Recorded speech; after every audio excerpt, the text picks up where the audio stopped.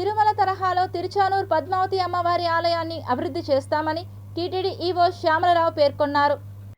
అమ్మవారి దర్శనానికి సుమారు 25,000 మంది భక్తులు వస్తున్నారని, వారికి అనుగుణంగా వసతి సదుపాయాలను కల్పించినట్లు టీటీడీ ఈవో శ్యామలరావు తెలిపారు. తిరుచానూరు గ్రామ పంచాయతీలో అమ్మవారి ఆలయ పరిసరాలను స్థానిక అధికారులు కలిసి పరిశీలించారు.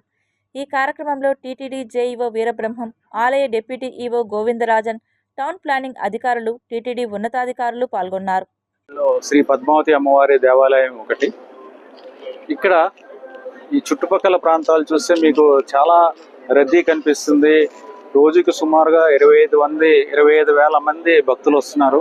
అంతా కంజెస్టెడ్గా ఉంటుంది. ఇక్కడే టికెట్స్ ఇవ్వడం, ఇక్కడే లడ్డు కౌంటర్లు పెట్టడం, అలాగే అక్కడ తోలప్ప గార్డెన్ కానీ లేకపోతే ఫ్రైడే గార్డెన్ కానీ ఇవన్నీ కూడా సరిగ్గా ఉపయోగించుకోకపోవడం, ఇవన్నీ కూడా చూడటం జరిగింది.